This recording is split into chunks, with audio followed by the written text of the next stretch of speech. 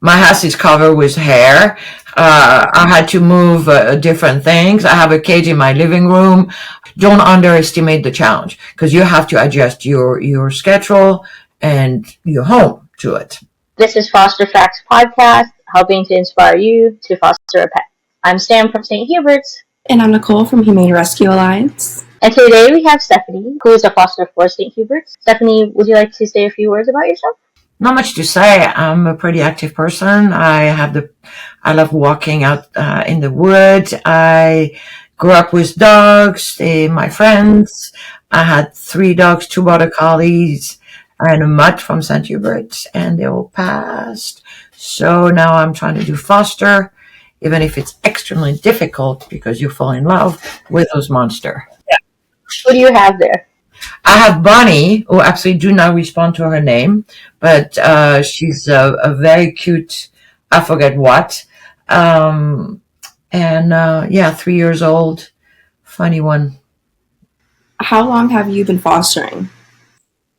Not much. I started, I think in the beginning of the year because we had a friend who kept on fostering, and but she had to go away, so a little bit of the French network got involved, and we took care of Margie, who was Margarine or something like that, and she went from home to home and ended in a French family.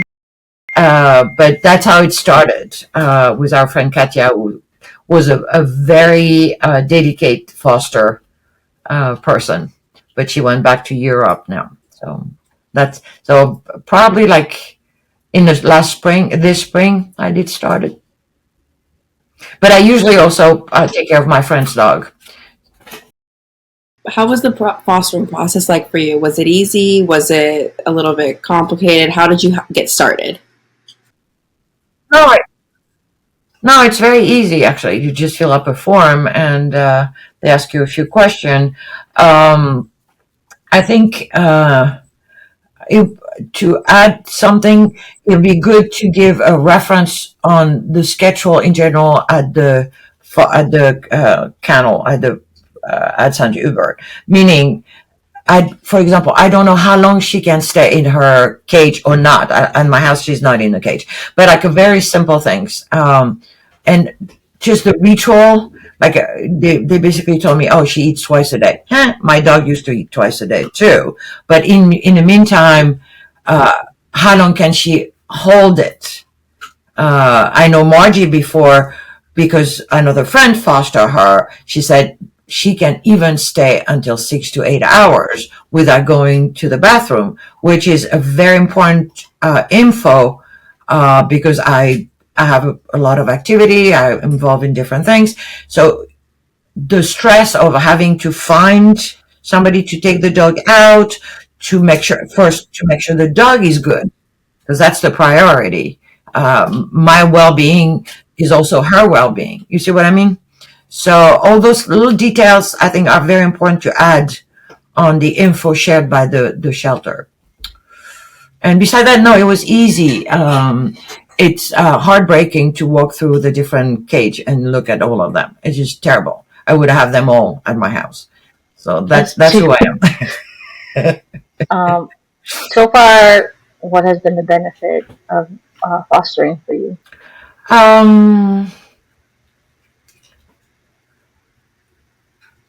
It's a great company, but it's also, first you help, meaning you try to show the dog to find a family, and the benefit is mostly for the dog, for me too. But my house is covered with hair. I had to move different things. I have a cage in my living room.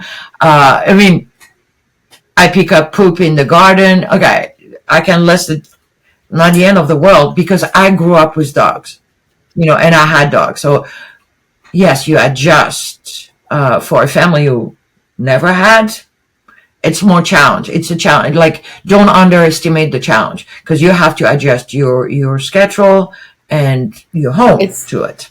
Very much like just having another living being in your home. It's a lot. You have to learn who they are, what they need, and adjust your schedule. Yeah, but also remember they don't have the words. Okay, they don't have the words. A living person, like a kid, I wouldn't compare to a kid, but the dog is totally depending on you. And also the I found it hard with the foster. And it's not a critic. It's a fact that you don't have fully the authority. Meaning the dog is give it to you, and you don't know like how it's been disciplined or how it's been. What's the limit? I mean, it's in a cage. Go outside, but you don't know. Like today, as a little example, I was brooming and suddenly she panicked, which for me said she's been beaten with a broom, or something happened. Her relation with because I was close to her. I did broom before since she's home, but I could tell she had a reaction. Outside, when I try to call her, she actually did not respond to her name. She's like, ha ha ha, I keep doing my stuff. So you see all those things. They give me a name. Good. Is it her name? I don't know. All those and that's where you got to be pretty flexible. This time I'm a little less. I'm not saying serious, but I know the previous, like Margie, I was really trying not to have her jumping on the bed, not to have her. I'm like, this time, like, screw it. I don't care. I mean, I don't care. But obviously, she had that done. She did it in previous foster home. She's so comfortable. I was like, you did it before. It's not just me. So you see all those little. I'm not saying they should have a little book where people, like a little diary where people leave their notes on. Oh yeah. Oh, she slept with me in bed. I'm like, okay. Also, the most important part about, honestly, foster parents is they help us learn about the animal, and those are great notes for the shelter and for a future family, just letting them know, like, this is what they're comfortable with, this is what I have been trying to teach them, what they seem to already know. But that's every single animal is going to be different, and it's really hard, like you were saying, to really know exactly how much you are going to be training, because, again, consistency is key with training, and it's not the easiest when you are a foster. So it's very much you guys are doing your very best and kind of acclimating to the animal, which in the end, that's exactly what the animal needs, and that's just going to help them find the perfect family. Yeah, I'm very distressed because I'm supposed to bring her back. I said 2 weeks, and I'm very, to be honest, and I know me by heart. It's me, so I'm very distressed on the fact to bring her back because I think it's unfair. Are you saying because you only signed up for 2 weeks, or you're only available for the 2 weeks you signed up? I wanted to check how it would work, and honestly, I might sign up for 2 more weeks. Okay. Even if it's a challenge for me, and I'm just, I know it's going to be very complicated. Like I go to Europe for Christmas. I'm on left and right. Da da da da da. And it's very selfish, but none of my dog ever went to a kennel. They never been boarded. I can't. I'm like, they're free bird here. It's no way I can put them in a cage. You see what I mean? So it's very complicated for me. And I admire people who take. I don't know how people do. So, and I'm thinking, okay, how can I adopt her? But I can't. I should not. Anyway, so the constant battle. So I might do 2 more weeks. And maybe 3, and I will keep on showing her with, but it's a very heartbroken situation, I think. Yeah. What do you mean by you'll keep showing her? What is kind of like your strategy? I walk with her. I put her jacket on, like the Adopt Me, and I go visit I go, take her a little bit, not too much because I'm not a big, but if I go to Chester, because whatever, or like I try to show her, meaning if I'm somewhere, I'll put her jacket on. And I talk to people. So if she doesn't, I said, oh, she's to be adopted, da da da da da. I'm trying. Do you feel like that it's your responsibility more to get adopted, or do you feel like the foster team supports and says like you can show her around, but like we also tell people about her back at the shelter? I think it goes both ways. I mean, the two of it are the tools that you need. I cannot just be an hotel, quote, I'm not saying an hotel, like it's, my friends say, oh, any dog comes to you, it's Camp Stephanie. I was like, yeah, it is. Because because it's fun.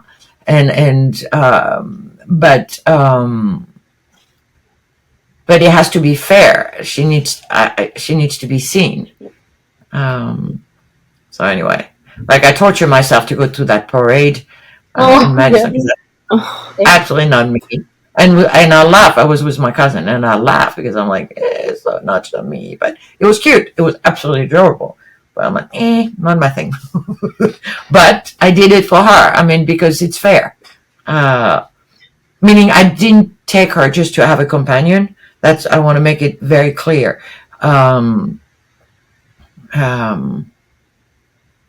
I just felt sorry they have to be in a cage. That's all. So in a way, it kind of helps you step out of your comfort zone and be more around people and just kind of try to show off the animal, because I totally understand. That's how I am too. So I run a lot of events, so I'm a lot around people. But I think the parade was complicated. I found it a little more complicated because having so many dogs together, it's very nervous. It makes them nervous. yeah. And I don't think they show the best of them. That was more my instinct. It was fun. People had fun. A lot of people look at her. I mean, it was great. But I think it was so much stimulation for them. It's a challenge. It was a challenge.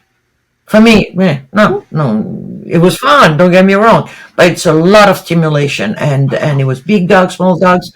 And even if things don't go as perfectly as you would have maybe hoped for, that still helps you. That you're able to learn. Okay, maybe they are a little bit overwhelmed in this kind of situation, and you're able to make those notes and just learn more about the animal for the future family, and just to promote them. So it's definitely. It's kind of, it can go either way, but at the end of the day, at least you are able to learn about the animal and understand them a little bit better. So I have to say, if I could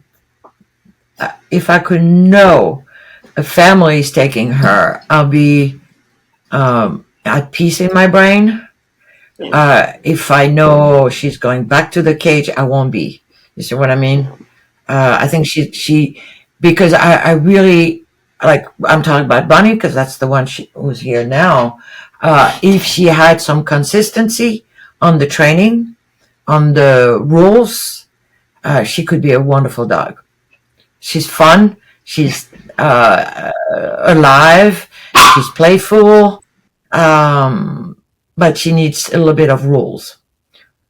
Just come back and sit. Which she does. You have to go get her, whatever. But you understand my point. Yeah. You understand my point. Anyway, do you have any wisdom to share with first-time fosters?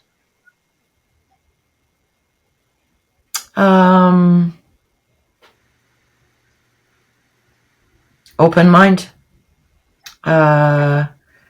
Yes, they might chew on something. Yes, they might steal something. Yes, they might jump on your bed when you really don't want to. Yes, they might not come back. Meaning, be open mind. They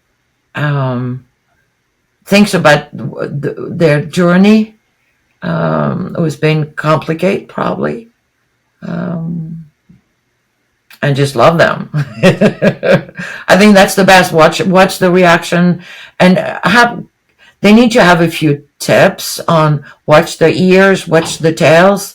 If the tails is fully tucked under, you stop, you turn around. A few things like the basic, but yeah, the basic, I would say. Don't panic if the dog has a runny poop for a day, the next day, wait for 3 days before running to the doctor. You know, like for a kid. Seriously, I mean, I'm old fashioned, but um, unless there is really like a very strange behavior,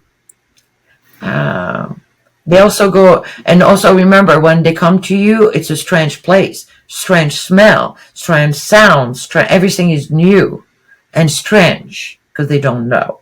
And that's very important. They have also to find their space. I mean, accept it goes both ways. They have to know who you are, and they know through your smells and your move. If you're too fast, if you're too loud, some dog cannot do that because they also been in the shelter or somewhere where, yes, the barking is natural, it's consistent, but the other noise, the music too loud or stuff like that, is not their thing.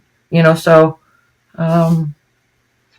just the basic. And even if you never know, sometimes some animals come to us very briefly in the shelter and then they're immediately in a foster home, which is great for them because it's way more comfortable, but it's still a huge change. And even if your home is very comfortable for you, it's just completely a new place for them. So they have to get used to it. And it's very easy to kind of think, oh, well, they're now nice and comfy, like they should be fine. But I mean, just like anybody, a new place is scary. So yeah, and then you think, oh, the plant is great. No, the plant is dangerous for the dog. Or I love that. No, no, just like I have friends who discover that I have a green couch. They always thought it was blue. Yeah, every time I have a dog, there's a blue cover on the couch.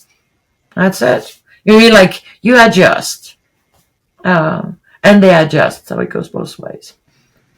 Anyway, I hope I helped you a little bit. Absolutely, Stephanie. Thank you for joining us on this call today, and thank you so much for fostering. No, she's fun. Seriously, she's fun. She needs a little bit of discipline. Not much. But she's a funny dude, really. So you can tell everybody that. awesome. I will. This has been Foster Facts with Sam from St. Hubert's. And Nicole from Humane Rescue Alliance. Thank you for listening today, and we hope you foster.